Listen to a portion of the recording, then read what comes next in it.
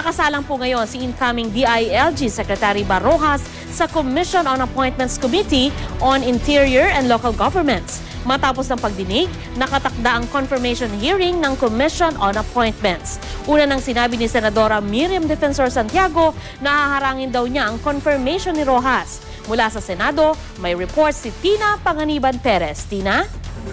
Sandra, wala rito sa pagdinig ng Commission on Appointments ngayong umaga si Senadora Miriam Defensor Santiago.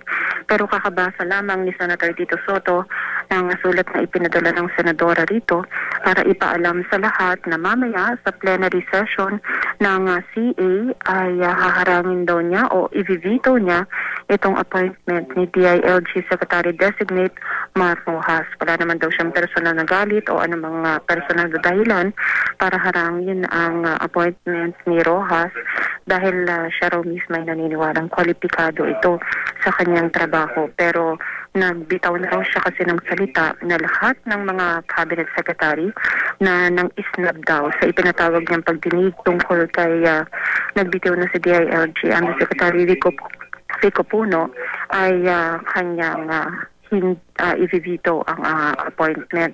Ang kanyang sinusunod lang daw na prinsipyo rito ay ang sa check and balance. Sinagot naman ito agad ni Rojas dito sa pagdinig. Sabi niya susundin lang daw niya yung rules ng CA. Nagsasubmit siya sa proseso ng commission, pero nilinaw niya na sumulat siya kay Senator Santiago nang natanggap niya ang imbitasyon sa pagdinig.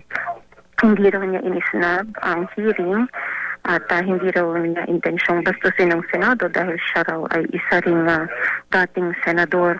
Ipiniliwanag niya raw sa kanyang sulat kay Senator Miriam Santiago na dahil hindi pa siya kumpirmado bilang DILG Secretary at hindi pa siya naka-assume ng mga duty at responsibilidad ng kalihim ng DILG ay hindi raw siya pamilyar sa mga issue sa departamento kaya't wala raw siyang maiko-contribute sa naturang pagdinig bagkus ay baka raw maging pabigat pa siya sa naturang pagsisiyasat ng senadora. Magiging consuelo de bobo raw niya ang magandang feedback ng ilang mga miyembro ng CA sakali niyang ituloy ng senadora ang pag-veto sa kanyang appointment. Sagot naman ni Senator Soto, baka raw pwede pang umapela kay Senator Santiago para tuluyan ng makumpirma itong si Mar Rojas. Maliban sa sulat niya Senator Santiago dito sa CA ay may ipinadala ring opposition sa appointment ni Rojas ang ilang empleyado ng Bureau of Immigration. Sandra? Maraming salamat sa iyo, Tina Panganiban Perez.